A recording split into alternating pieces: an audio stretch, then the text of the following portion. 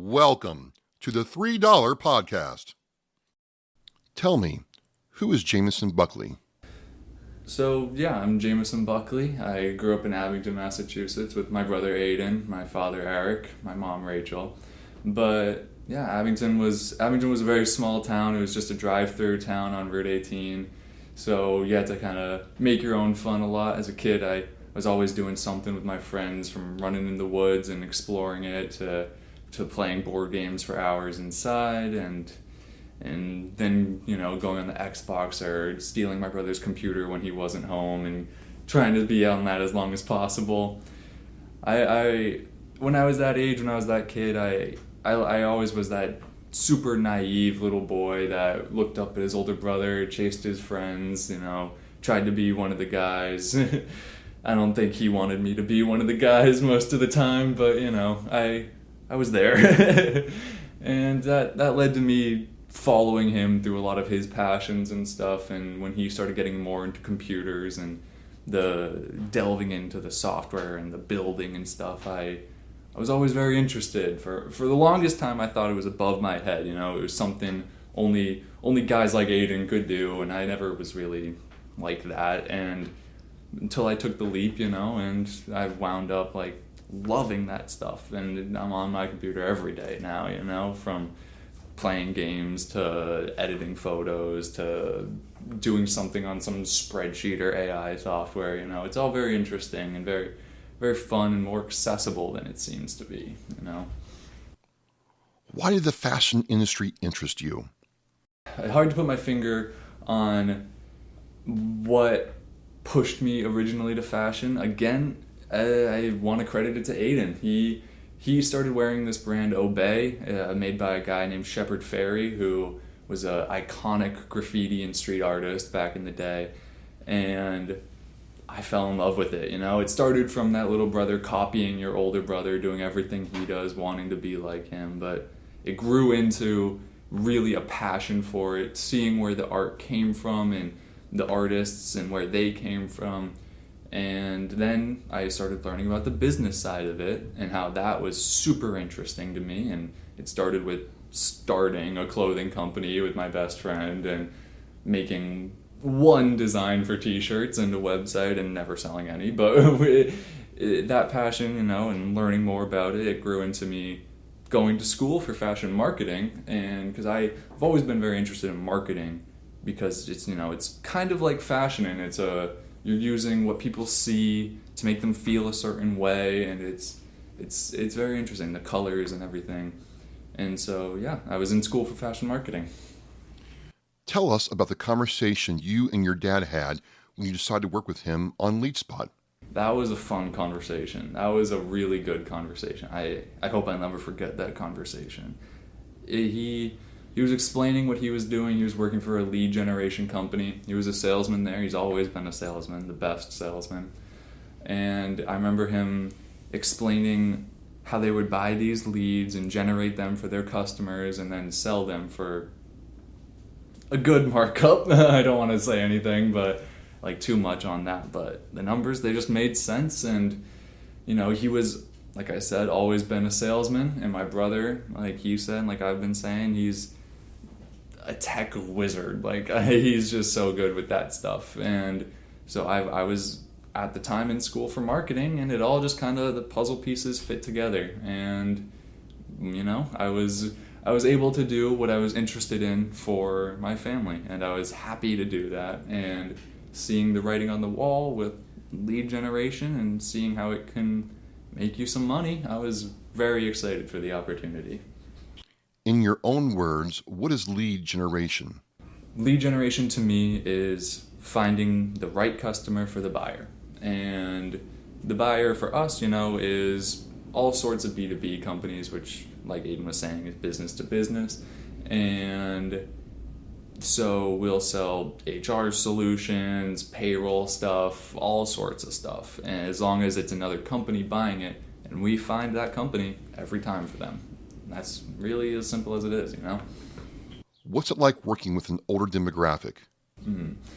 It's definitely interesting. It's a fun dynamic, especially in my position where I'm the youngest and I'm marketing and financial. So I'm talking to a lot of people, be that on LinkedIn or be that sending invoices.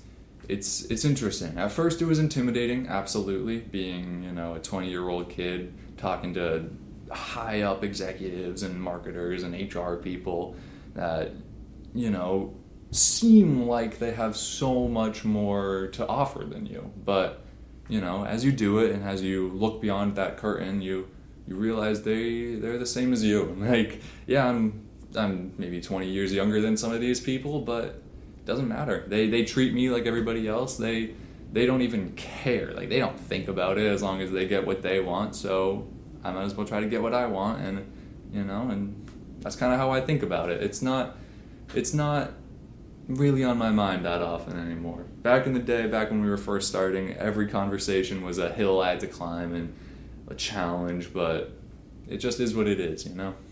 How do you adjust from being a son to working with your father? It's fun. Most days it's very fun, but there is those days where you can't quite turn off that relationship at the door, and some comment leaks through and strikes you, and it just takes communication 100% of the time. You have to be fully transparent with them and tell them how you're feeling if something cuts through or whatever, and that's all it is, and treat them like I try not to treat him like my father when we're here. I treat him like my boss, and I hope he does the same and treats me like an employee rather than his son, and doesn't give me special treatment or whatnot. But I definitely don't give him special treatment. I'm calling everybody out like all the time, and being the financials guy, a lot of the time I have to break some bad news or whatnot, but I think it's the right position for me. I've never had much issue cutting through that kind of relationship and just telling him what's what. Your relationship with your brother has also changed. Tell us about that. That's a harder relationship to cut through, because no matter what, I'm going to look up to him, and my first thought is going to be that he is right in what he is saying. And sometimes you have to take a second and think, okay, maybe he's not the smartest person on the planet because he's my older brother. Maybe he might be wrong in this, and maybe that might be an unfair thing to say or whatever is happening. But at the end of the day, again, I love him, and I am going to, be on his side for this. And a lot of the time I feel like I am unfair with I kind of side with him and gang up on my dad, but I don't know. That's definitely something I should work on. You didn't complete a 4-year degree. Do you ever think you were missing out? I fully feel like I did the right thing for myself. I was in a lucky financial position with my college where I had gotten a lot of help and whatnot, so I don't have crazy loans from the time I did spend there, and I'm able to cover them. But from the short time I was there and the amount of money I already owe, it's kind of ridiculous to me, especially with while I was there, the amount of stress I was under. I was a commuter. College is not built for commuters. I was running out the door at 5 a.m. to be 40 minutes late for a class that started at 8. It just, college was nothing but stress for me, and I'm happy I'm away from that, And taking classes I was taking a math class that has nothing to do with fashion marketing. I don't know. It's tough. It's tough when you see the debt racking up and you're paying for something in your heart you don't need, and it's just causing you stress. Yeah, it's a very tough dynamic. Is the dynamic different from college than what you're building for your future now? Absolutely, every day, and it's you see the progress, you see your future, how it could be if you put in that work, and it just gets you, it drives you to keep working every day as much as possible. Where do you see yourself and LeadSpot in 2025? That's an interesting question. As far as myself, I have absolutely no idea. This will be the 3rd year of me living with my girlfriend long term. We've been together since we were 12 years old. So who knows what's going on there. I think we want to get another cat, a 3rd cat. So that'll be fun. And then as far as LeadSpot, again, who knows? The future is an undecided, and I don't know. But I have high hopes, and what we have heard and what we have seen in this industry, year 3 is usually explosive and really, really, really big for our types of companies. So I am just going to try as hard as possible, double as hard as I was last year, to make this one the most important year for LeadSpot. Where do you see yourself in 8 years? 8 years, I'll be 28. So by then, I'll probably be married with a kid. That's kind of what our plan is, me and Angie. And man, I have no idea. That's a fun one. 8 years. So that will be 11 years of LeadSpot. So I think I'll be in a good spot in 8 years. How does your girlfriend of 12 years feel about you and LeadSpot? She's been nothing but supportive. She's a very interesting person in her own right. She's going to mortuary school right now, trying to become a mortician. So she kind of is on that same, not anti-school, but a school adjacent path where she is going to 2 years of schooling and then 2 years of apprenticeship. And so she fully understands where we're coming from. She doesn't have any expectations of me. She just wants me to be happy. And that's all I can ask for. What would you tell someone who is thinking about working with their parents? You know, that's a fun question, because you have to,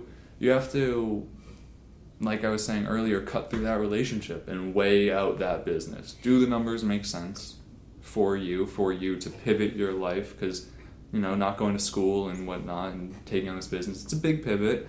But if those numbers make sense and it's a pivot you want to do it. Take advantage of the position you're in.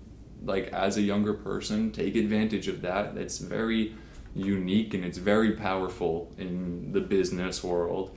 And again, as long as the numbers make sense, don't do anything just because it's somebody you trust. But I would say take the opportunity. Last question. Why cats? Not always cats. My family, we were a dog family as long as I can remember. We still always will have a Yorkie.